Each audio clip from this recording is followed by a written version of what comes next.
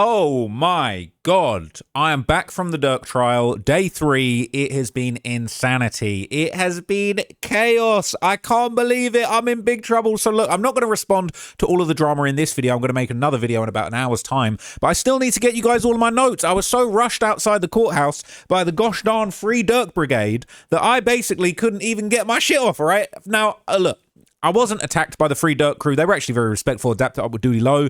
I spoke to some of the guys from Muslematic. I have respect for a lot of people in the Free Durk movement, even if I'm not fighting Free Durk, I'm fighting for just let's get to the bottom of this situation and deliver justice and work out who is responsible for this horrific murder in the streets of Los Angeles. But I'm going to give you a full update of all my notes. I made copious amounts of notes today. I'm not going to lie to you. I got all of this. I don't even know if I'm going to be able to get through all of this. I'm going to try and just get all of this out to you guys in an hour.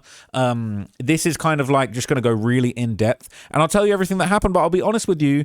I feel like, look, before you get in and say, oh, you're biased, it was a tough day for Durk, but really it was the prosecution's day. We had opening statements from both sides and then a bunch of prosecution witnesses that were very damning. They showed very horrible stuff that had happened.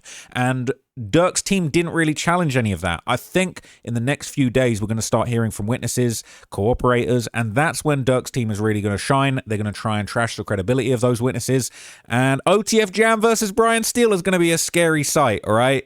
I don't know how YSL Woody took it, but OTF Jam might not be ready for Brian Steele and Drew Findling. Let's wait and see. But I'll tell you everything that happened today, and it was mental, okay? So look, I do want to make one point very clear. My utmost condolences to the family of Lil Pab. Rest in peace to Lil Pab, Savia Robinson. Let's not lose sight of the fact that there is a real victim in this. Everybody out here is playing sides. They're playing Free Durk, this, that, the other. There needs to be justice for Pab. And if you believe Durk didn't do it, that's fine. But whoever did do it, whoever you believe did do it, those bullets didn't just fall from the sky. He does need to have his justice. His family needs to have his justice. His family was in the courtroom today. It was a very tough day for them. And I just want to give my condolences to them. I didn't approach them. I didn't feel like it would be appropriate, especially in context of the evidence proposed today. But rest in peace to Lil Pab, man. And this really was a horrific crime. So whatever happens, I hope Durk gets a very fair trial. I hope that Pab's family gets the justice and the closure they're looking for. But this is just, it was horrific, okay? So there was a juror that couldn't make it. They've already gone to one of the alternates because there was a juror that was unfortunately in a car accident, and it sounded like they would be getting excused from the trial. Now, there was kind of, before the jury came in, there were a few kind of arguments about some of the exhibits. There had apparently been an issue that had been raised last night about a certain exhibit. It was basically said that it had been identified a few weeks ago. The prosecution said they provided it to the defense on the weekend before the pretrial conference. The judge said that the government asked for it to be used without videos, but there's being an issue in how this piece of evidence is being identified. And they basically said that this was available by the government for months and months and months, and the defense hadn't received it in good time. And the judge basically were kind of going back and forth about what this issue was. And this was an issue that didn't actually get resolved until right at the end.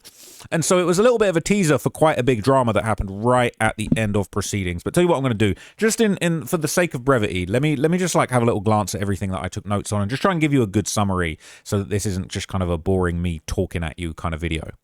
So this was really all about the opening statements, all right? Both sides had an hour and 15 minutes to kind of make their case, to make their argument. And this was obviously very controversial. I see the controversy. I see people talking about me. It's funny because I'm seeing people that weren't even in the courtroom calling me a liar. And I was in the courtroom. A lot of people didn't make it into the courtroom for whatever reason. All right, I've got a media pass. Some people didn't have the media pass. Some people are media, but they haven't got the pass. They're not from the state, etc. You know, it's not really my fault. I've worked hard to get the media pass, but there are people that weren't there that are trashing what I'm saying when I was there. And some people did miss a large chunk of the opening statements. And it just is what it is. It's unfortunate. I do feel like everybody should be allowed to hear. Everybody should be allowed to listen. But it's unfortunate. Some people did miss facts.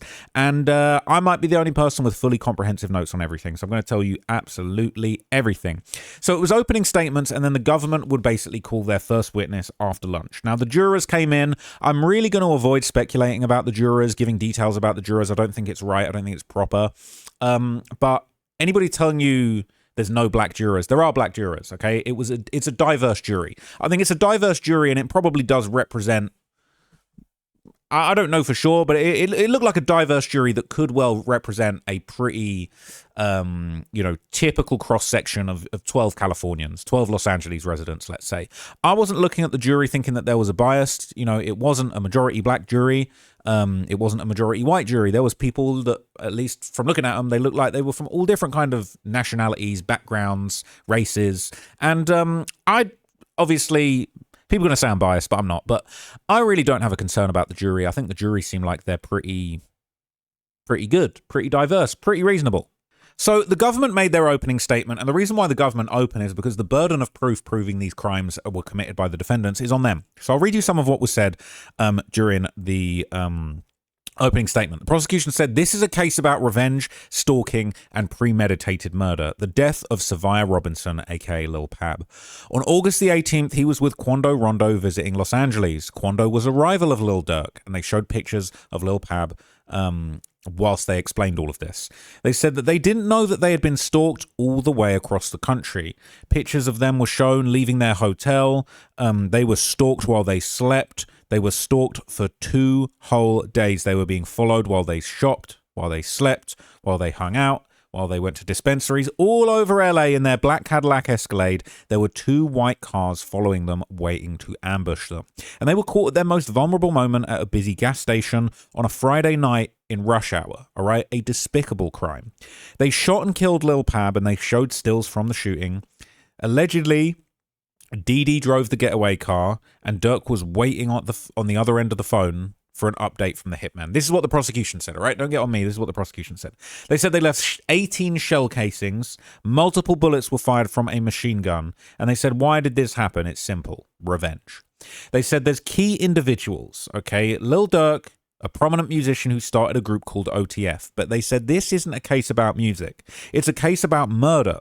Some members made music, others did crimes. Some were from gangs. People like King Von was a prominent member of a Chicago gang. Durk, Dee Dee, and others were all part of the same gang, and Von was a member of OTF and Durk's close friend. They said in November 2020, Quando Rondo and King Von got into an altercation with a member of Quando Rondo's entourage, jumping out the car and killing King Von. They didn't mention him, but they're talking about Lil Tim. They said that after this, Lil Durk became consumed with revenge, aka get back or sliding for somebody. They said slide for Von is a phrase that you're going to be hearing a lot in this trial, and in public and private, Lil Durk expressed his desire to get back. They said that Durk's fans pressured him to slide for Von. They say, how did they slide? Well, they're saying that Casey Hester, aka OTF Jam, all right, was a big part of the sliding for Von. They said that Jam grew up with Durk, and like Von and Dee Dee, Jam was from the same gang. They said Durk kept Jam close. He was a cold-blooded killer, and Durk knew this. They're saying that it kept him in the fold and put money on his books while he was in jail fighting other murders, and they gave him bundles of cash when he was released from jail. They kept Jam around. Durk kept Jam around as muscle, not because he was a good rapper, and he expected him to kill Quando for him. They said Jam was one of the killers. All right, there was rumors that he might not have been one of the shooters. They showed a picture of Jam with Lindsay, one of the other defendants, and they said that Jam has pled guilty to this murder and has agreed to cooperate with the state. They say that he basically will claim that he was a hitman. He was hired and deployed to LA. They're saying Dee Dee, also known as Big Threat or Threat. They showed a picture of his Instagram where he captioned himself The Real Threat. They said Dee Dee is a trusted OTF member. He flew out to kill Quando Rondo and organized the hitmen. He was in one of the cars helping coordinate the hit, and Kayvon Grant, aka OTF Vonnie, was Lil Durk's right-hand man, his assistant. Vonnie was part of of a stolen car ring. He was somebody that got sliders and guns for the killers on behalf of Lil Durk in a plot to kill Quando Rondo. He pled guilty and is also cooperating, and he flew on a private jet with Durk to go back to LA to plan the hit on Quando. And I'm not going to lie, I wrote this in my notes here. Durk looked stressed. At this point, Durk was looking stressed. I noticed Durk doing this a lot, kind of like... And I'm not going to lie, I thought there was a period of time where Durk stared at me for quite an extended period of time. Maybe he was staring me down a little bit. He wasn't rocking with me. That's all I'll say, all right? That's the first time I've gone eye to eye with Durk. I've got nothing against Durk, but hey... So the prosecution claimed in their opening statement, Durk used his wealth to pressure OTF members to slide. He threatened to cut off their money if they didn't, and they were hunting other people, and he sent a text saying, I got them hunting you up.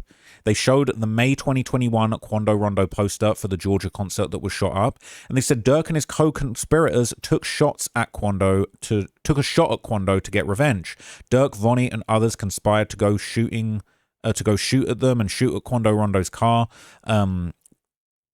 Basically, that Durk was kind of tracking them, taking pictures of the show on his phone. They had the news right after, and then they basically missed. They failed to hit Quando Rondo that first time in Blackshear, Georgia, or Waycross, Georgia, sorry. And basically, they took another opportunity in August 2022. They took that next opportunity and they tried to kill him again. The co-conspirators find out that Quando Rondo was in Los Angeles and they strike him while he was vulnerable and out of town. Durk and Vonnie both fly in from Miami on a private jet, and suddenly a bunch of flights are booked for hitmen. Don't book no flights in my name, is what Durk said.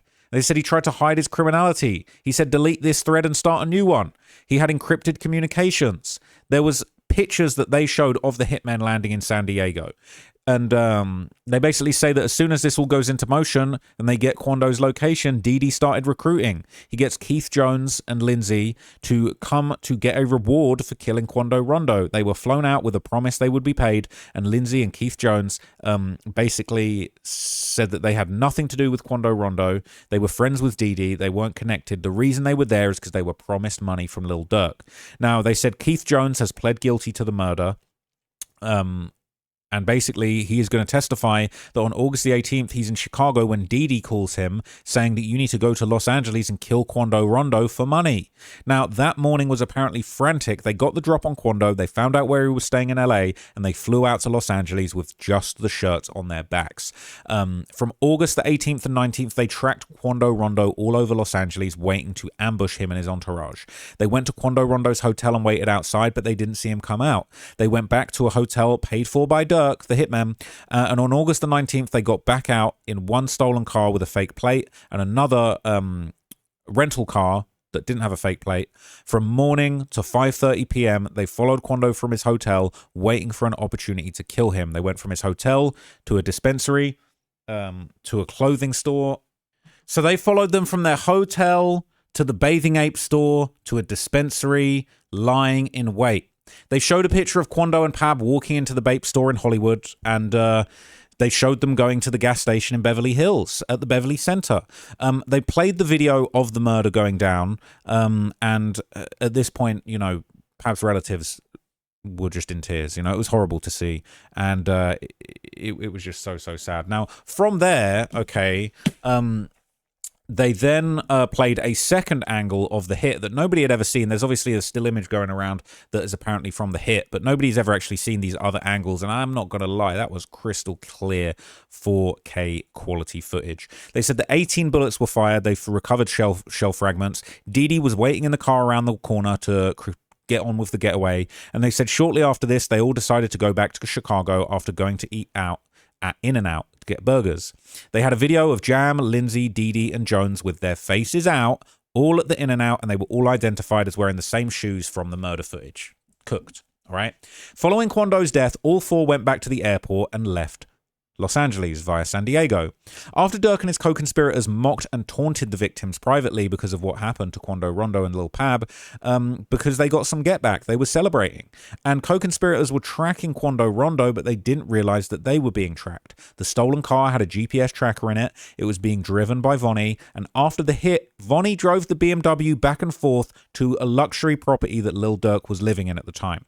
They said cell site location data has locations of all the participants the whole time. They had their phones with them, apparently, and it would show them following Quando Rondo from downtown to Beverly Hills to In-N-Out, and the story doesn't end there.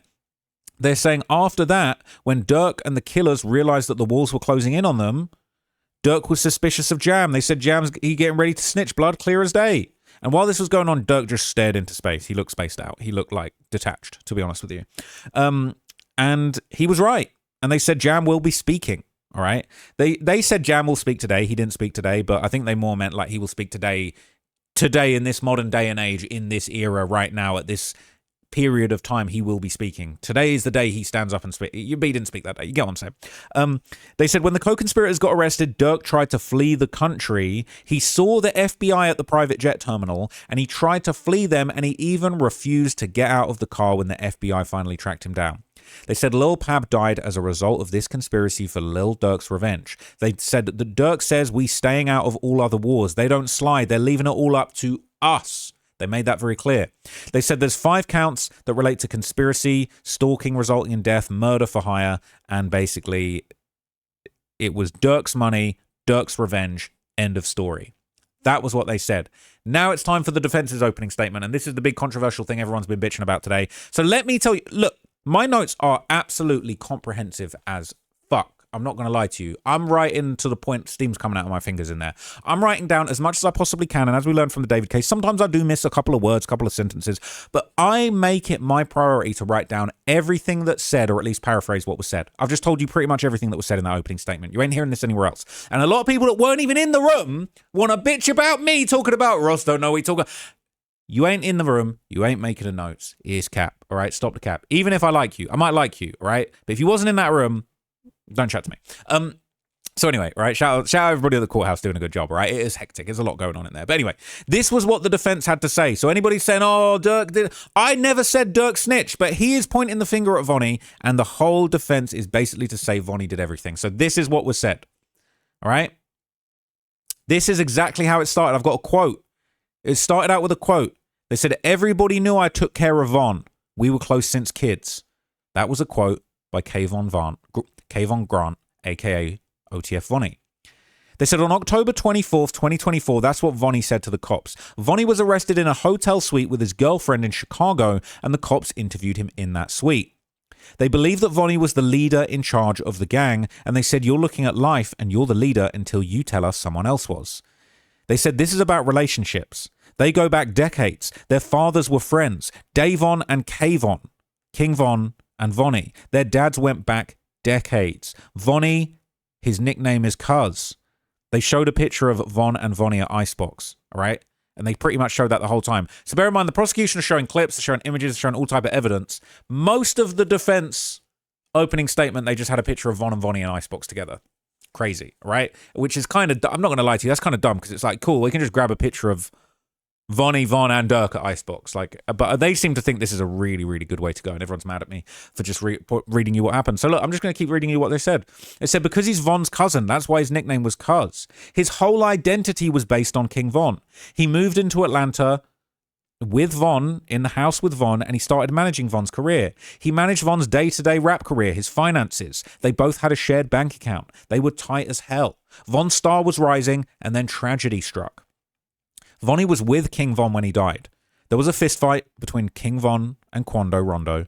This turned into a shootout. Vonnie was the one who grabbed the car, he got the Hellcat, and he drove King Von to the hospital. He drove fast to Grady Memorial Hospital trying to save King Von's life. And they said that King Von told Vonnie, why did you let me get shot? Why didn't you do something? Vonnie apparently spoke to Von for the last time, and he told him, I love you, before he died. This devastated Vonnie. He couldn't save King Von. And the night King Von died apparently had a big impact on him. But not just him, they said a whole nation mourned. Celebrities posted tributes to Von. Of course, Lil Durk was impacted, but what is Lil Durk? And this was pretty interesting. They said he's a 33-year-old man from Chicago. He's married. He has children. He has a public face. And I'm not going to lie, look, I'll just keep it real with you. Lil Pab's family tired when that happened. When they said he's married, he has children, they were like... They tutted very, very quietly. It was subtle, but like I was... understanding why. Because it's like, we've heard this before, right? This is the Andrew Tate method they're doing now. I wouldn't do the R word. I have children. It's like, bro, who cares? You're a 33-year-old man with children. What does that mean? You can organize a murder for hire. Anyway, they said the whole of Chicago felt the loss of Von, particularly Kayvon Grant, aka OTF Vonnie. They say Vonnie saw an opportunity. He saw that Durk was upset. He saw Durk's appeal in his vulnerability.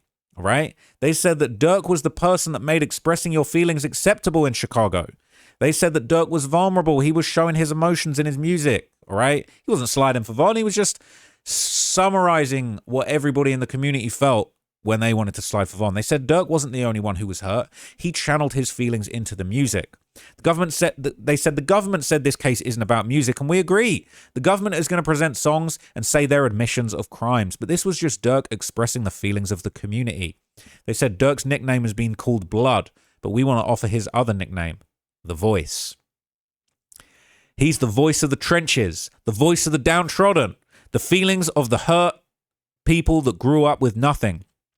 Durk was the public face of mourning for King Von. There was a trolling campaign telling him to slide for Von. His comments were flooded. Durk knows this was just trolling. He was the public face and the target of harassment when it came to slide for Von campaign.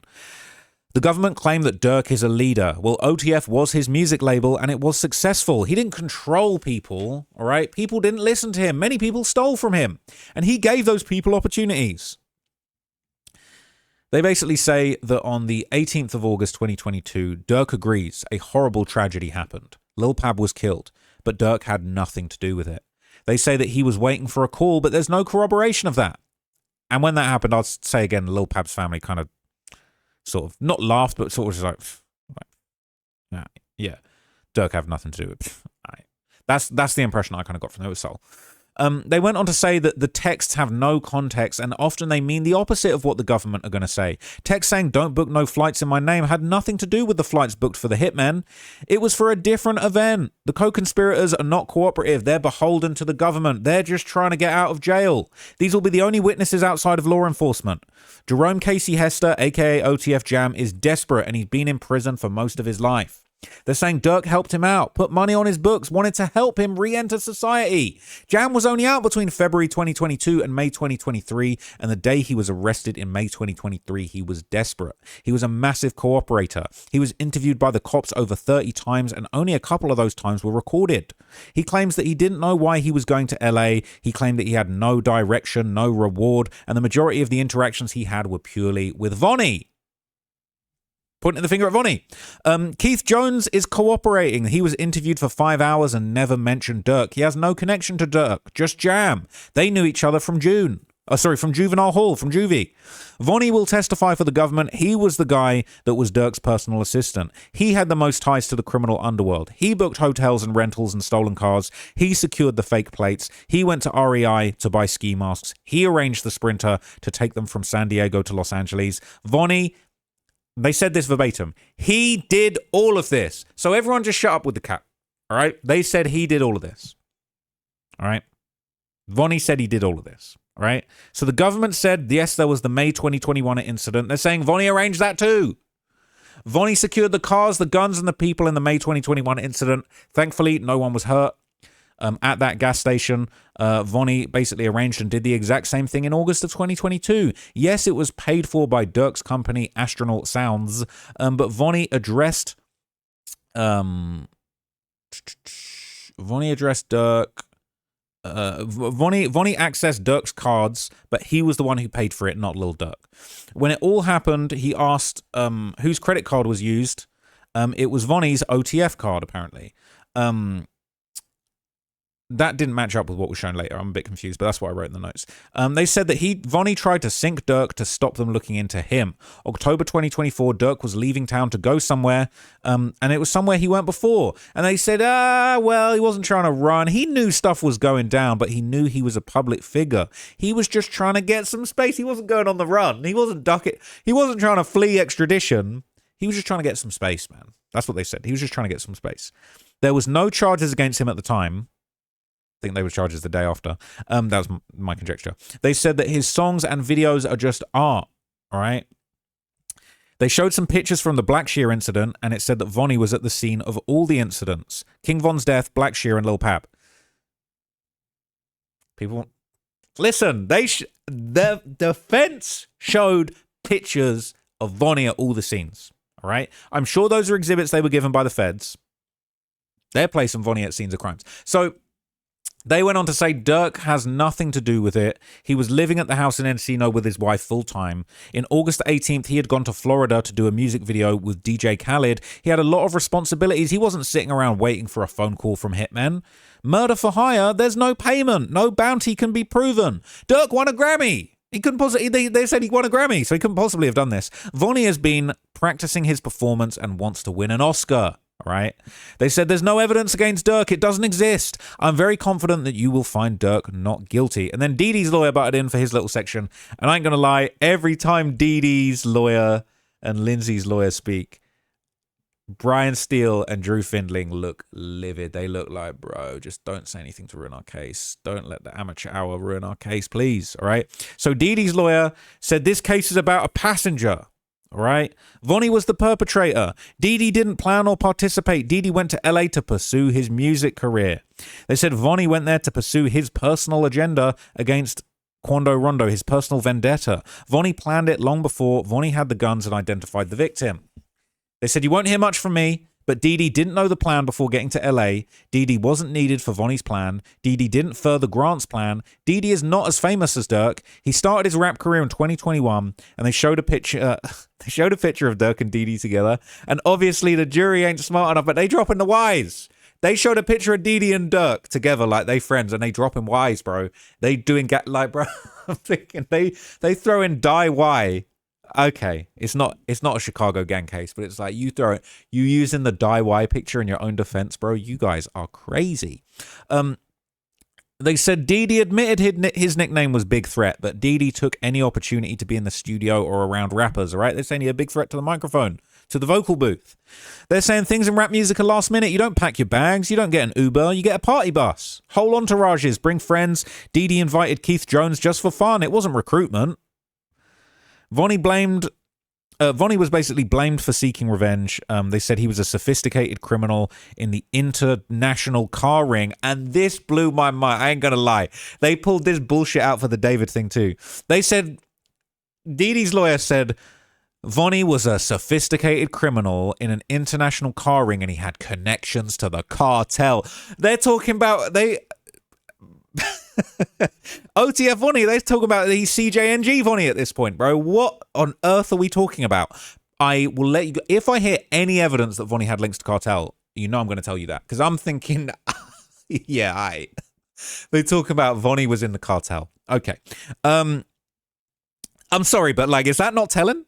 They talking about Vonnie's connected to the cartel. We all clearing up behind Durk today. But Vonnie, Dee Dee's lawyer talking about Vonnie was in an international car ring and he locked in with the cartel. Alright, cool. So anyway, all right, but it's not snitching if it's reverse, right? But basically, they said that Dee Dee wasn't connected to the Black Shear attempt. Vonnie was the one who learned that Quando Rondo was in LA and found his hotel on Instagram. They're saying that he brought the guns and ski masks. The only person that was needed for the hit was Jam. Jam didn't even know the plan. Jam was just trying to rap. He flew to LA not knowing Vonnie's plan either. Jam said he didn't know before LA that this was the plan. He met FBI 30 times, including the prosecutors here today. They said Dee Dee wasn't needed for Vonnie's plans. He knew that Jam was a violent individual for life and that he had even beaten people up in custody. They showed a picture of the Sprinter and pictures that Dee Dee took of the LA skyline, saying he wouldn't, he would. Clearly he's not out here to commit murder because he's out here taking little pics for the Insta and that. So that was an interesting point. They basically went on to say that Vonnie met them all, gave them machine guns and masks, and basically gave every one of them one, but Dee Dee wasn't given one, all right? Hester and Jones were in juvenile hall together. They used to beat people up together. They said they were both down to participate in the crime, but they said that Dee Dee was trapped. Dee Dee was trapped, right? Big threat. He was just trapped with dangerous armed individuals. He became a passenger in the BMW. I'm not going to lie, when this guy was talking, and nearly every time, but Durk's lawyers look stressed. Because I ain't going to lie, when the lower tier lawyers, no disrespect, but when the lower tier lawyers talk, Drew Findling and Brian Steele just look like, bro, please just stop. Bro. I ain't even going to disrespect nobody, but they're clearly a tier below Brian Steele and Drew Findling, right? And they're making it worse. But I'll tell you what, the next guy, I'm just going to keep it real about the next guy. He absolutely was awful. But so they went on. Durk's lawyers looked stressed. He said Hester and Jam called Dee Dee to be collected from a hotel. They go downtown where Quando Rondo was at the downtown level hotel. Dee Dee was at the Universal Hotel. Jam was apparently angry that Dee Dee was still at his hotel, and Asa Houston goes back and gets Jones, Lindsay, and Wilson. But Dee Dee doesn't get a gun and a mask. So they're saying that Dee Dee did nothing to make Vonnie's plans happen. They said Wilson had zero role. Hester and Jones shot and killed Pab. Okay, that's Jam. Jam and Jones. Government has no messages questioning any negative things said about Quando by Didi. Didi was at the In-N-Out with the shooters 45 minutes after the shootings. He had nowhere else he could go. He was trapped at In-N-Out with the shooters all wearing the shoes from the hit. And they said the government will show evidence and messages and videos saying Didi knew, but he didn't admit to the crime because he didn't commit it. We asked for a not guilty verdict. And then it was David Lindsay's lawyer. I'm not going to lie, no disrespect, okay, to David Lindsay's lawyer. But this is just my opinion. In just my own personal opinion, allegedly, just in my opinion, I believe he used AI to write his opening statement. I'm sorry, but like, I was detecting AI slop in his opening statement. It was actually brazy. I was looking around the courtroom and no one else was reacting, but I'm thinking, did this fool really use ChatGPT to write the intro? And, bro, he said a man was killed at a gas station and his client David is on trial. On if he knew it would happen, if he was paid. The government has to prove their accusations with evidence. This is a story told by three men trying to reduce their sentence. The records say one thing, the story says something else. He said, I didn't bring a presentation. The facts will show that he got on a flight that was booked in his name by other people, right? Around this time, I'm thinking, this is sounding like ChatGPT slop. This is sounding like AI slop that people that say they want to work for me as scriptwriters send me, and they've clearly not done the research. Bro, I couldn't... You know how AI... And I've talked about it before on this channel. You know how AI be talking about... That's not a murder. That's just a big misunderstanding. It always says, that's not a this, it's Y. It's not an X, it's Y. It's not an X, it's Y. It's not an X, it's not a Y. It's not a Z, it's an A. Right? They said he got on a flight booked in his name by other people. That's not a man trying to hide. That's not a cover. That's a paper trail. He sat in his own seat. The government says he agreed to kill a man, but it's not proven. David was picked because no one knew him. No calls, theory. No calls, theory that gets stronger. Now, it's like him doing. He kept doing this thing of just being like, blah, blah, blah. No calls, no this, no that. And it's like, bro, we've seen AI write like this before. Brian Steele and Drew Findling look mortified. I'll be honest with you. They said on the day of the murder, his client contacted one person via phone. He did what he always does, talks to the same people that he normally would. They said David being in California is true. Watch what his phone does and does not do. Not one payment after August the 18th. Opportunity. Music videos. David doesn't rap. He doesn't have any songs. What opportunities occurred? Where does the story about David come from? 3 cooperators that are looking for a lighter sentence. They said David was a man who came with Flocker. People didn't know David well. These 3 tell you that David, they believed and understood. That's not how you talk when you saw something, all right? They're saying they believed he did this, they understood he did that. They're not saying he did it. They're not saying he said, that's not how you talk when you saw something. That's how you talk when you fill in the blanks, right? Bear in mind, he keeps doing this AI structure of like, that's not how you talk when you saw something. That's how you talk when you fill in the blanks. They said David didn't write any lyrics and isn't in any messages. You've got to give him a separate scorecard. They showed his face everywhere, but his face cannot be seen in the most important one. A couple sentences weren't making sense. He said no fingerprints, no DNA, no messages about stalking, planning, or payment. The people deciding how long witnesses get off are right here. You won't see a single piece of evidence against David. The government brought a presentation. I brought statements. Ask what the government is giving that relates to David Lindsay. They asked him to go not guilty. I'm not going to lie. AI detected for me. I'm sorry. I'm truly sorry. Big AI detected in that speech. There was definitely some weird sentence structure in there. Anyway, moving on. Okay, it was time for the witnesses. So we had a short break. We came back to the courtroom. It was time for the first and second witnesses. And the judge actually did say, does Lil Pab's mother know that we're going to be showing the autopsy? I don't want to surprise her. And basically they went back and forth about binders and just getting all the evidence and stuff. I believe she was willing to stay for some of, if not all of it, even though she was very emotionally affected. And basically the judge kind of kept saying, look, time is precious. We need to get on with things. We need to do things properly. Let's get on top of everything. And then basically they had the first witness. So I don't think it's good decorum to give you the names of these people just because I don't think it is. Other people are tweeting them, which is fine. But I just don't think it's necessary. First person they had was a 911 call handler for the LAPD. They basically logged 8 911 calls placed in relation to the shooting incident, and they played one 911 call that was made by a witness of the shooting. And I'm going to read you exactly what she said because I wrote it all down because I'm good like that. And I'm going to try and do it in the way that she did it. She was like, oh my God, there's been automatic weapon fire. Somebody was shot at the gas station. A group of people ran it. She was screaming. A group of people ran in behind the alley and behind the gas station. There was a shooting and there's blood everywhere. And they were trying to run away. I don't want to give my info. I don't want to be part of this. End of the phone call. That was it. She was frantic. They brought hell and destruction and fear into the Beverly Hills community, right? That was the first thing we heard. End of witness, all right? The woman basically said it's a real call. There were 8 calls. This is one. And the defense said no cross-examination. Boom. Next witness. The government were on timing. Next witness. This was a detective. Works for the LAPD Robbery Homicide Division. We know them from the David case. Good peoples, all right? 30 years working for the LAPD, 19 years working on homicides. A serious person. Supervising detective that supervised crime scenes and assigns detectives to the case, worked on the shooting, responded to the scene of the Lil Pab murder. Basically, he personally put up the yellow tape, checked the surveillance cameras, reviewed the footage of the shooting, and showed the footage of the shooting. The very quick 2 angles that showed the guys hopping out of the car, jumping out. It all happens within 2 seconds. They're pumping. They're at the gas pump, basically all getting back into the car. The shooters all bail out, 3 of them. They walk down an alleyway with ski masks on. They all open fire, switch fire in. You don't hear it, but you see it. All run back to the car. Quando's car takes off like a lightning bolt straight away, and that's it. It happened so quick. It seemed like someone actually ran from the car and didn't get back in, but it was like Quando, Pab, and the driver speed off, okay? And the Escalade didn't drive far. Obviously, it only got to that spot where we ended up seeing Quando on the street screaming no. They showed, a second angle that was straight up full 4K footage, the car pulling into the alleyway, and I'll be real with you, Durk kind of looked down when this was being played. He sort of like hung his head a little bit, in my opinion. So this showed the shooters walking into the alleyway. You could see them clear as day. You could see their outfits clear as day.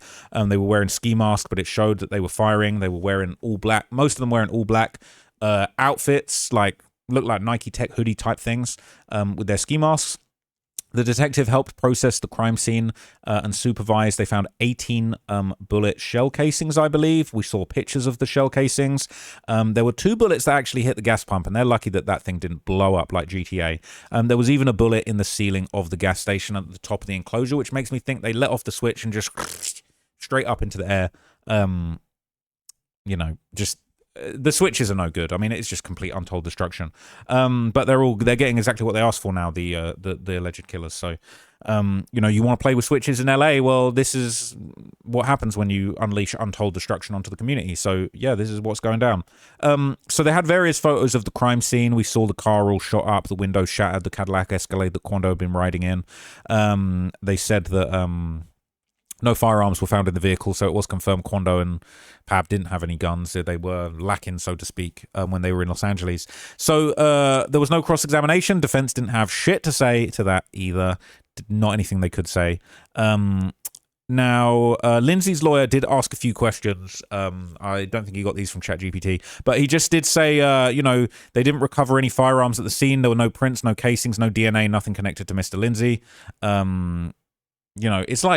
It's like Durk's lawyers could ask that, right? Like they could say, there's no DNA connection Durk to the crime scene, right? But it's like they kind of know better that there's no need for that. But anyway, after that, there was a uniformed police officer that was the body cam, that was the person that removed Lil Pab from the car. And we saw their body cam footage, and it was honestly harrowing stuff. We saw them being flagged down, approaching the car.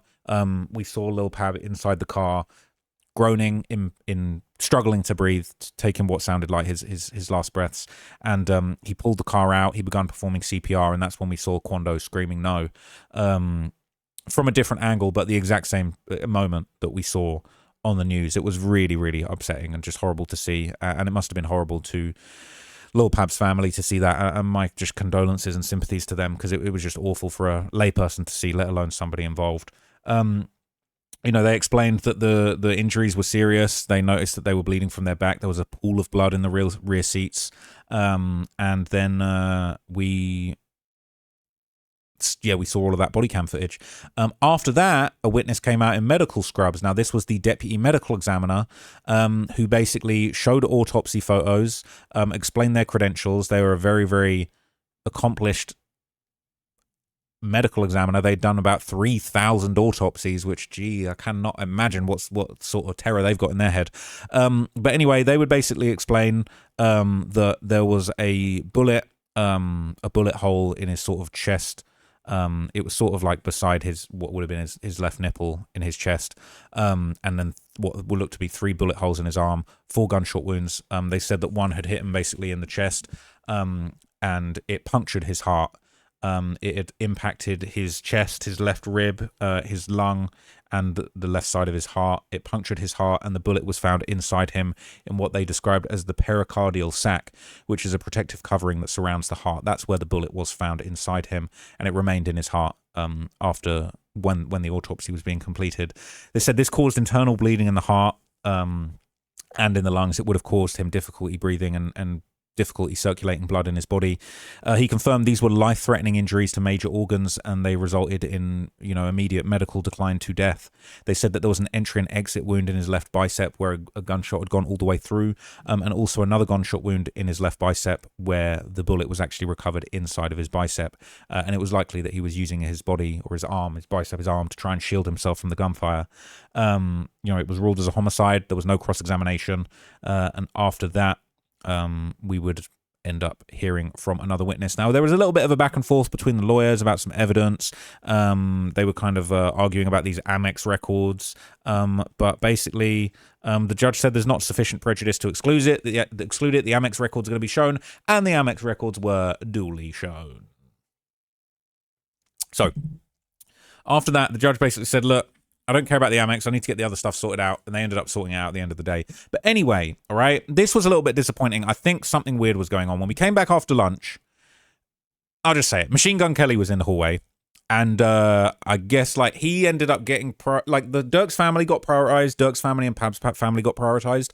And then, for some reason, Machine Gun Kelly was allowed in before all of the press. And so in all this kerfuffle with Machine Gun Kelly and all these fans trying to get into the courtroom, the accredited media were held outside the courtroom and missed about 25 minutes of testimony. Now, I was very calm and collected and cool, and to be honest, I'm just grateful to even be in the building at this point, to be honest. But there were other members of the press that were really upset, and I think some people felt it was almost an encroachment of the freedom of the press, because look, a lot of people say they're press, but they haven't got the press pass, and I think it's cool. I think people should be able to come in and, report, even if they haven't gone through the process to be vetted by the sheriff of the LAPD, so the LA Sheriff's Department, like I have.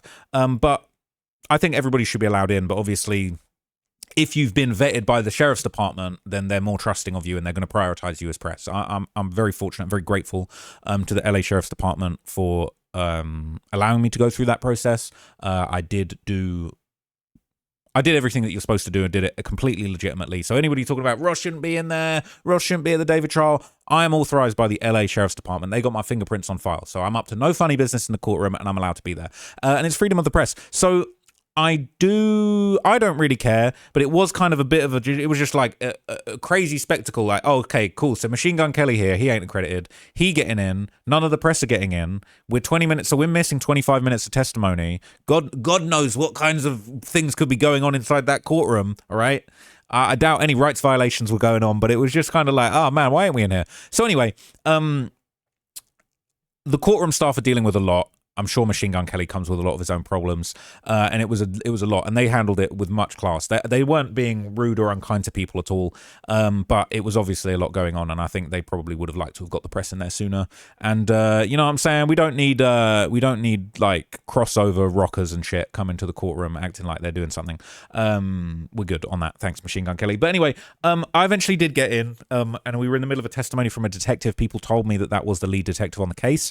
I didn't get his name because I was not allowed in the courtroom at the start. But anyway, basically, all right, they basically described everything and showed just endless pictures about the stalking. Now, I'm going to try and really blast through this pretty quickly, but it was an Infiniti and a BMW M5, both white sedans that basically had been used to stalk Quando Rondo. It was the car that the suspects that shot at the Escalade had been traveling in.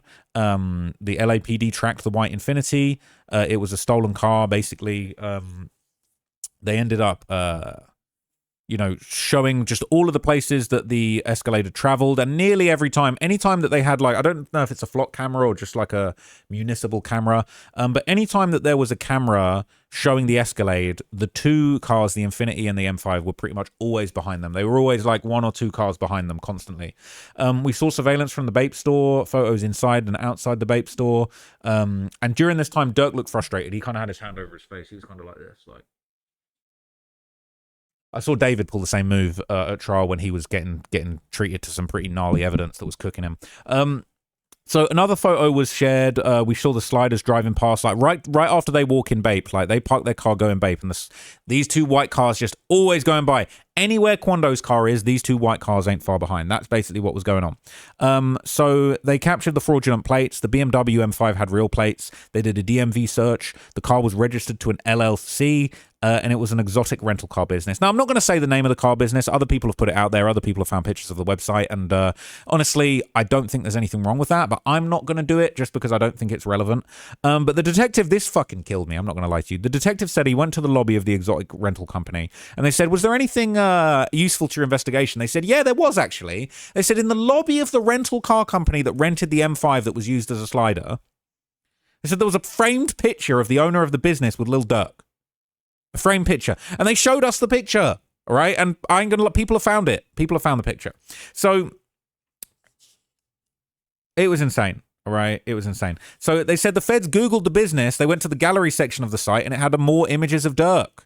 All right, so they seized the BMW and the DVR footage. Now I'm just gonna keep it real. They seized the BMW, the DVR footage, and when they asked the business about the records of the car, they said we have no rental records of the BMW rental. So they were trying to not snitch to begin with. They were reluctant to give any surveillance footage, so the feds said, all right, cool, we're going to seize the BMW and the DVR. They reviewed the footage. They saw the BMW being returned on August the 20th by a black man identified as Vonnie. And after that, they said the vehicle was processed, but they couldn't get any info from the car's infotainment system, right? I don't know if they hadn't used it. I don't know if they'd wiped it. I don't know what they had done. But they basically showed clips of Vonnie returning the BMW. They had multiple clips, multiple angles. They had Vonnie getting stuff out of the trunk. It was obviously him. So after that, they showed like more pictures of like Vonnie with Lil Durk and other demons from. It looked like Moowop in one of the pictures, to be honest with you, but a bunch of other dudes with Durk on a yacht. Another picture of Vonnie in Icebox. And basically, it was interesting. Brian Steele made an objection because the prosecution said, this is Vonnie spending his money in Icebox. And they said, I have an objection. Him saying spending his money, you're inferring what the money was for and from. And the judge basically was like, okay, cool. Like, we'll strike that. And they just said, okay, here's a picture of Vonnie with Durk, Vonnie at Icebox, Vonnie holding money. They showed another picture of Vonnie with Von at Icebox, King Von, picture of King Von, Vonnie and Durk in Icebox. And then they explained OTF was Durk's record label and Vonnie was Durk's assistant, basically helping him manage his financial stuff. They said a lot of people like Vonnie had OTF in front of their name. They said King Von was also an affiliate of OTF. He was a gang member from Chicago and that Durk had helped him start creating music. They said Von was at a location in Atlanta. He got in a fist fight with Quando Rondo and his associate who killed King Von. They said Von was a rapper then, and at this point they believed the motive for the murder was retaliation for King Von's death. But they said all of that, and then they circled back around to the rental place, and they said that in the end, the rental place provided GPS info for the BMW. And it basically, look, I'm just going to infer something here, and I really don't care what anyone thinks, because like so many people are calling cap on me for just speaking the truth, but I'm just going to tell you what it is, all right? It sounded like the rental place was trying to keep it solid and not give any information about Durk, not any give information about the car. The Fed said, I bet we're impounding the M5, all right? So apparently the rental company followed up with the police, were like, yo, when can I get back the car? When can we get back the BMW M5? We're trying to put this back out on the streets. And the detective told him, hey, it's going to take a while. It's going to take a while. And then the owner said, well, I've got the GPS info. I've got a tracker in the car I can give you. And they said he was willing to provide it. Now, they didn't say this, but I'm just going to infer. I'm going to guess. Give you my opinion for a little bit. I have a feeling that person running the rental company wanted his car back. And the feds probably said, well, maybe. Maybe they said, well, if you give us that GPS info, then we don't really need to keep the car impounded because we're trying to crack this car. We're keeping it in the impound lot. We're trying to crack this car. If you give us all the GPS info, then we don't really need the car. We'll probably get that car back on the streets. I don't know if that's what happened, all right? But I will say when that was said, Durk looked shocked. That's all I'll say. Durk looked shocked. So they said they had the GPS data for the M5 for August the 14th to the 20th. They wanted as much prior movement to the murder as possible to work out where the car had been, and it was a doozy. All right, it was a doozy. Where had the car been? Durk's crib. So they got up to the minute GPS data from the car. They got the coordinates of the car. They got when it was ignition, when it was turned on, when it speeds, when it moves. They checked the GPS against surveillance, and it told them everything they wanted to know. All right. The car was right where they thought the car was. All right. It had a device number, stop date. They knew exactly where it was at the time of the murder. It was 7 minutes walk away, 2 blocks away. So basically, when they worked out where Quando and them was, all right, genius, Vonnie parked the BMW. Hey, let me go 2 blocks away. Like, that's going to do anything. All right. He parked 2 blocks away from the murder location. We saw the exact street where that took place. All right. And after the murder, the BMW then drove east on Rosewood into the neighborhood east of La Cienega, same direction as the shooter vehicle. And then they all met up at In-N-Out Burger. And we saw them, all right? We saw all the cars pulling up. We saw them basically all getting out, talking to each other, getting in different cars, moving around. The footage of all 4 of the shooters were in the parking lot. It seemed like Vonnie kind of, went back and forth and then left, right? He left, and then everyone else, the 3 shooters and Dee Dee all went into In-N-Out Burger, all right? And this is where these guys are fucking dumb. They all got in. Well, this was interesting because there was a black Escalade that was identical to Quando's, and they all kind of like got out, got in. Some people got in the Escalade, some people got out. I wonder if they were changing their outfits. I don't know. Not their shoes though, but maybe they're just their tops. But anyway, Dee Dee leaves in the BMW, and the other 4 go to In-N-Out. Dee Dee and the 3 hitters. So what's crazy, all right, is they're basically saying that it was Keith Jones, OTF Jam, Dee Dee, and Lindsay, aka Brown Eyes. All right. And they said that basically the detective believed that these were the shooters from the mobile gas station along with Dee Dee.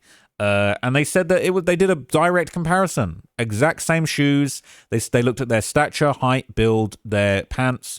And we saw every single one of them. Right, it was a match. So the same shoes, same pants, different shirt. Not really that impressive. Even Jam, it's like, bro, he was wearing a all black outfit, and then he's got his white shirt sticking out of the black sweater that he's wearing, and then he's in In-N-Out just with the white shirt, and it's like an oversized white tee. You can see that it's obviously the big shirt that was poking out. It's dumb as hell. It's ridiculous. So one of the guns was a modified handgun that had a switch to make it an automatic rifle. They believe it was Lindsay. Wait, no. They said that was Lindsay, confirmed in court. Somebody had a switch. They said the person on the far left they thought was Lindsay that was having a regular semi-automatic weapon, but that's all we heard. So basically it was a match, all right? They took stills of their faces. They sent it to agencies and facial recognition companies. They couldn't get an ID. So they went back to the In-N-Out. They looked at the clothes, and this is where they blew the case wide open, and this was fucking genius. I'm not going to lie to you. These detectives cooked. They fucking heated up that stove and cooked. Because they basically said one of the guys, he had a pair of pants. This was Jam. He had a pair of pants, right? Sarah's sweatpants that had a logo on it. It said "From Rats to Riches." Now, look, the irony is not lost on me that this is the person that ended up being the star rat, right? From Rats to Riches. Literally. He might write a book and really go from rats to riches. Now, that will be the craziest shit ever. But they said he had rats to riches on his sweatpants. And they said the detective looked into it. These pants were only sold in one boutique in Southside Chicago. So he reached out to the Chicago PD. You know what they said? They got in touch with the LAPD and they said, hey, here's some info on Dee Dee. He attended the store. They gave his they said, hey, we know all about Dee Dee, Chicago PD. They say, hey, we trying to clean up the streets. They said, here's OTF Dee Dee's Instagram account. So the LAPD got a search warrant for his Instagram account, and they found a picture of him wearing the V-Roy chain with a Tay-Town shirt that had 2 guns on it. And the caption for the image was, "The real threat, ask the trenches 300. So basically, all right, they showed another picture that they found on Instagram. It showed Dee Dee with Booney Mo, Durk, and Jam. All right. They said Jam, Jerome Casey Hester. He was profile tagged. So from not knowing who Jam was, they just knew from Rats to Riches. They found Dee Dee, and then they found Jam's Instagram. And then they subpoenaed Jam's IG. They pulled messages from the IG accounts between Dee Dee and other OTF members, including Jam, within days of the shooting. There was a video on Dee Dee's IG that was relevant. All right, we didn't see all of those yet, but apparently there was a message that referenced a trip to LA. They believe Dee Dee flew in from another state to commit the crime. They did a search warrant for the flight records that showed Dee Dee flying to the USA to LA. They got in touch with United Airlines, Southwest, Delta, Spirit, and they basically found the records. All right, they said they had no records of Dee Dee flying to. Basically, they contacted all of the airlines and said, "Oh, did any of these guys fly to LA?" And the airlines all got back and said, "No, they didn't fly to LA." But United Airlines said, "Nah, but all of these guys flew to San Diego. 3 of them all together: Keith Jones, David Lindsay, all right, and Asa Houston." Wait, they flew. So Dee Dee flew in with Keith Jones and David Lindsay, and when they left, they also had Asa Houston, and Jam. So basically, they're saying those four people, the shooters and Dee Dee, entered in and out. They said Asa Houston never entered in and out. They got the flight records for Jam too. He arrived San Diego on Southwest flight with Asa Houston. They contacted the San Diego Port Authority for the footage, so we saw the footage of them. So it was Jam and Asa Houston landed together on the same flight as Dee Dee, but Jam and Asa Houston walked out together, then Dee Dee walked out separately, like he was sat further back on the plane. They were all on the same flight. We saw them all, right? We saw them come out and they walked right past the baggage carousel because they didn't have no luggage, because they went with the shirts on their backs because they were just there to allegedly commit a murder, right? They said that Lindsay left the plane in an orange shirt and swapped in a white one, but he didn't think to change his shoes on the hit. Okay. So they walked right past the baggage carousel. They said Jam was in a red hat, white shirt, red shoes, black pants, all right? There was a man on the right on his phone. It was Asa Houston. They all walked off the plane. Okay. They said that Asa Houston was the driver of the white Infinity at the time of the shooting. So he wasn't one of the shooters. It was the shooters were all the guys in and out. Asa Houston didn't go into in and out. So yeah, you get the gist. So they identified everyone in and out. It was just a match. Straight up, it was a match, right? So they got a search warrant for Lindsay's Instagram. They checked his messages for anyone that he had sent his phone number. They checked conversations about murders. They found communications between Lindsay and Dee Dee, and they identified a phone number. And they worked out that apparently, I won't say his name, but somebody that worked for Lil Durk, who wasn't mentioned up until now, we'd never heard his name before, paid for the flights. They used their address, email, and an Amex card with a Chicago address. And then we got the Amex records, bro. Smirk running up a bag on the Amex, okay? They had a search warrant for the card. They showed all of his records. There was 4 cards that were tied to the account. Durk's dad, someone that was kind of working with him in a business capacity, and an employee of his. Those were the 4. Vonnie didn't have no OTF card, all right? And the company wasn't called OTF. It had a different name, Astronaut Sounds. So Durk had spent $157,489. All right, $157,489 in a month on his Amex. It was his Amex account, all right, that he's controlling in an LLC that he owns. He spent 3 racks at Neiman Marcus. He spent 6.7K in Amiri, and then he spent thousands on the flights for the hitman. It's crazy. Okay, it's actually crazy. He probably spent more.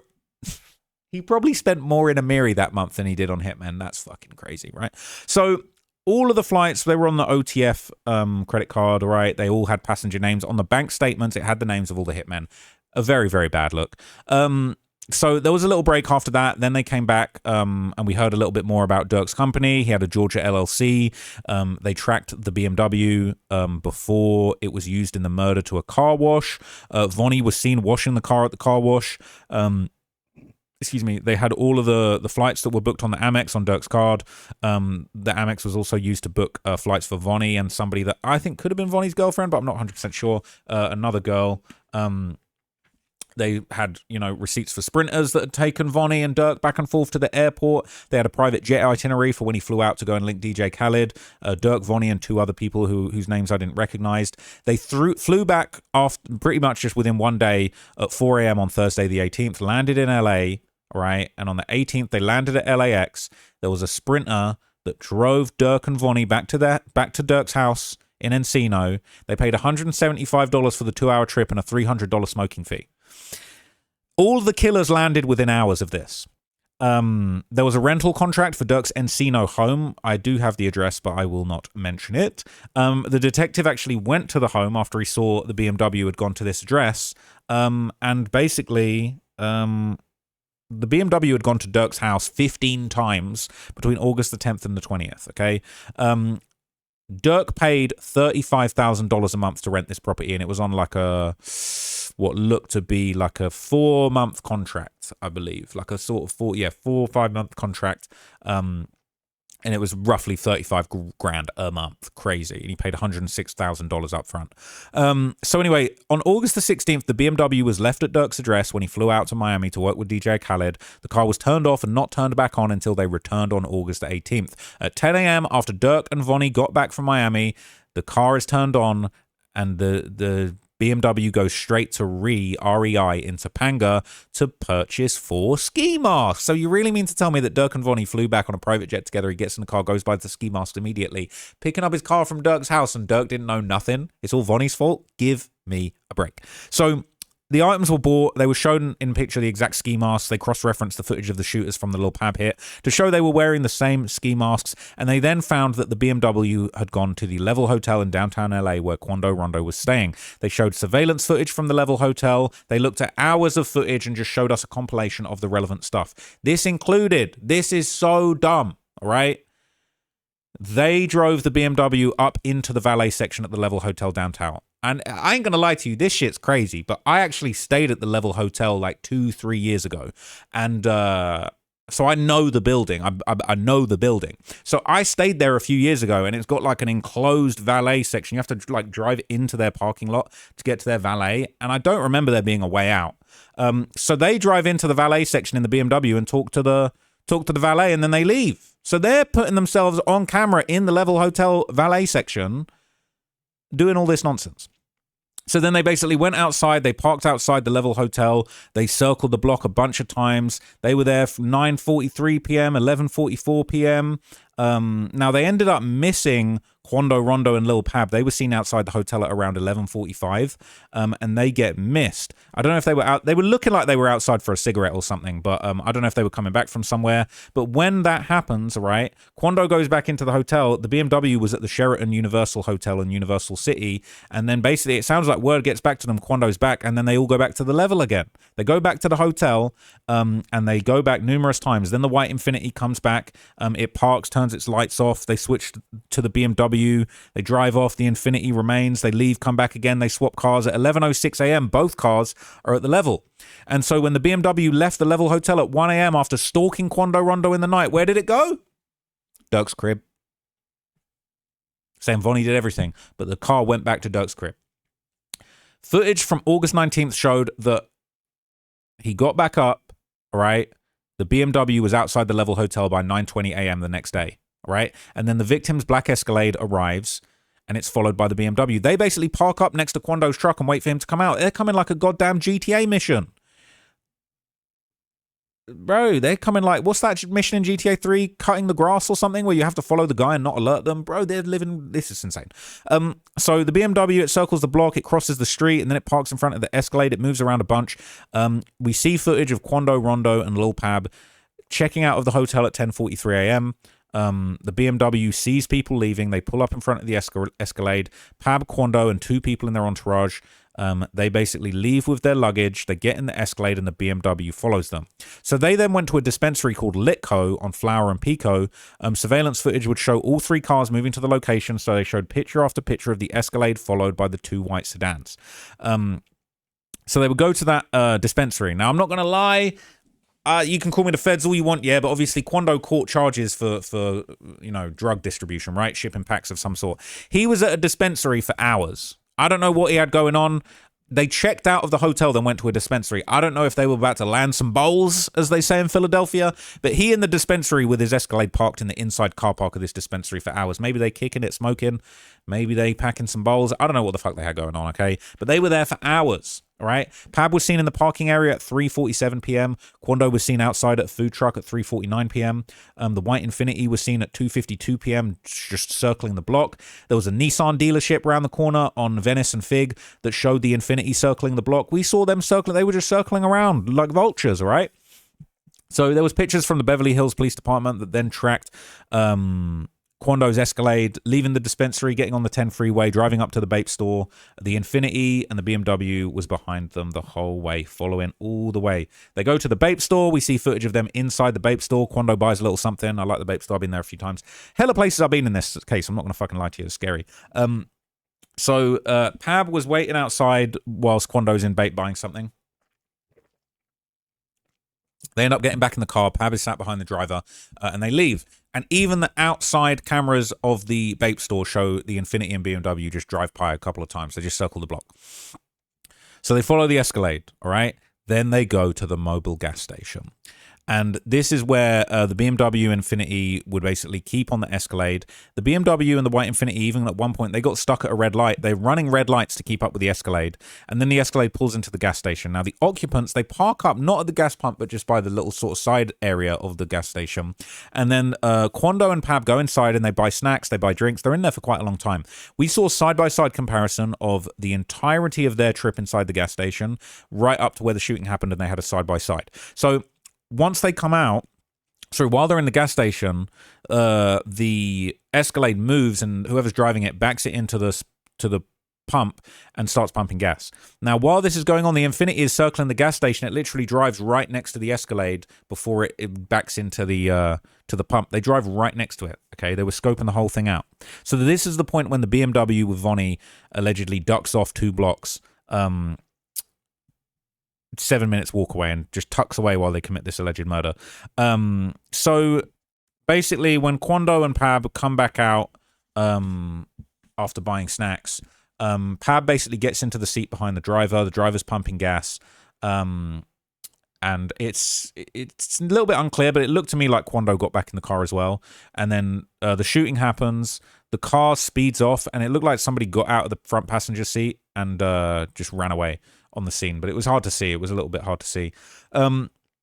So after this, there was a little bit of back and forth about these exhibits, but that was basically the end. The testimony ended very dramatically on that shooting footage, and it was just kind of like, judge was like, that's a good place to end. So they let the jury out, but before we could end the day, there was another bombshell. It was crazy. So they basically said, look, we want to talk about these exhibits that are being added in last minute. What's going on? It's all about what Jam is going to testify. They're saying they don't like the block is hot screenshot being in there, and they basically say the prosecution basically say, look, this is what this is about.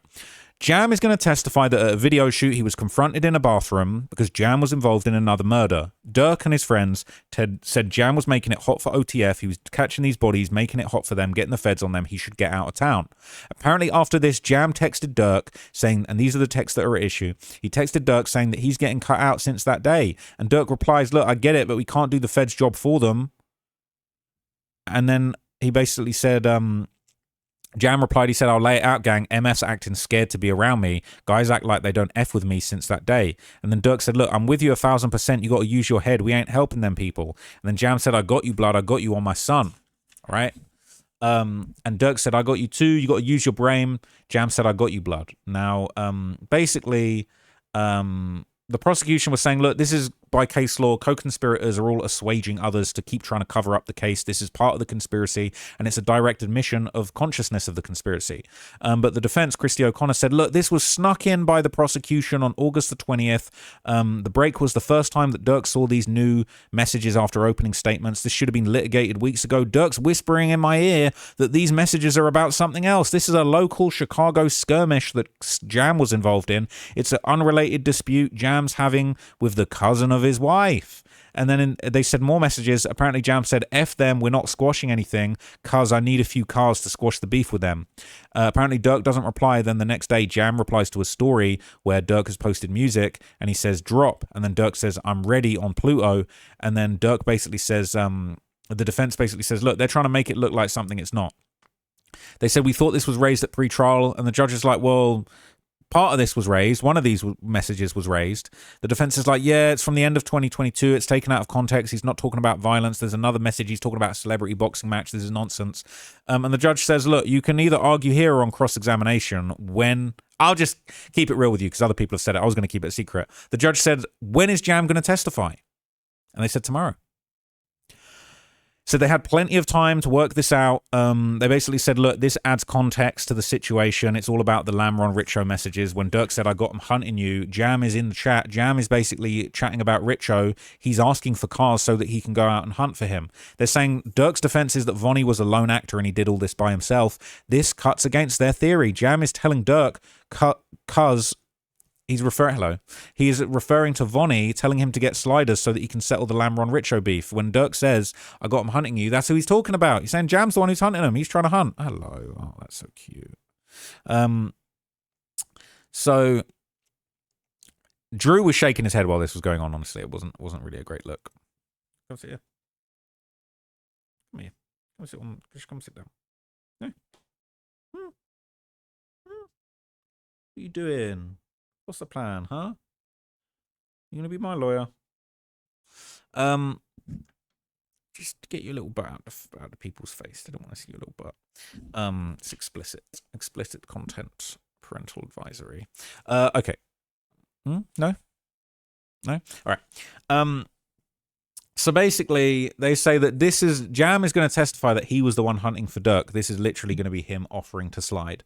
And the judge basically says, look, these are all getting admitted. They're admissible under the same rules as prior rulings. The parties already discussed some of these. He said, in cases like this, people like to use functional obscurity. The defense tries to pick and choose the ways that the government chooses to use evidence in ways the government didn't anticipate. They said both sides have pros and cons of having a large pool of evidence to make arguments from. They said the case has to be tried in the real world with fairness. They said Durk can't anticipate everything. We've had all these things in February. And he said, where I have sympathy for Durk is the point of cross-examination is to work these things out and challenge these things. They said if no heads up is given, it makes it hard to have enough time to hear from Durk what to ask, so he doesn't really know what his team should ask in the cross-examination.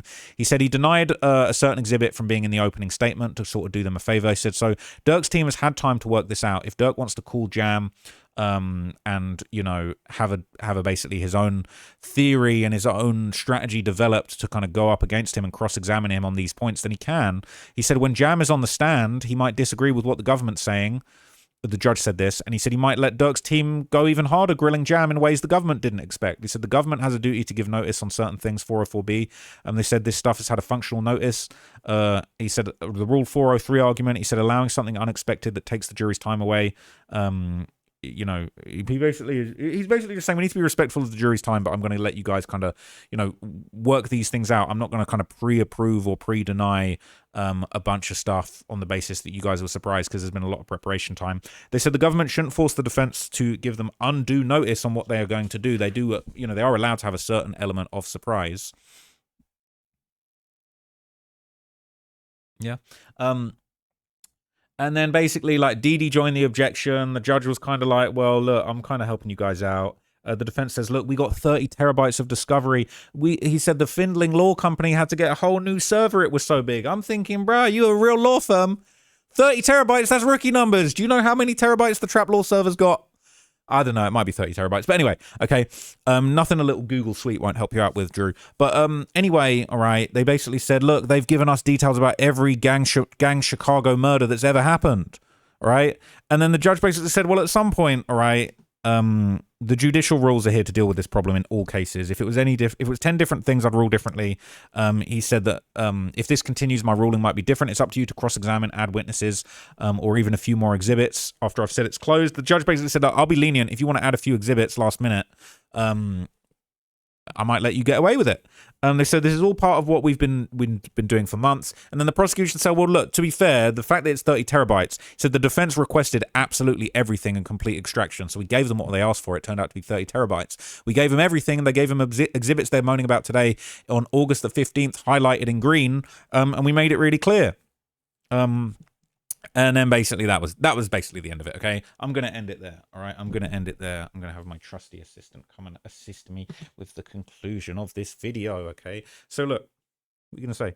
What are you going to say? Is Durk cooked? Is Durk tuna? Yeah? Not feeling that? So look, that's it, all right? That's all my notes. I'm going to do a quick video responding to everybody hating on me for speaking facts, and I will be sure to give you guys an update as soon as I possibly can. So thank you for watching this video. I'm going to keep my coverage going. All right, can't stop, won't stop, all of that good stuff. And is Durk cooked? We don't know. Let's find out. All right, we're just going to keep following. And if anyone's going to do it, it's his super lawyers, Drew Findling and Brian Steele. Okay, absolute beasts. We're going to see. All right, see you in the next video. I'm out.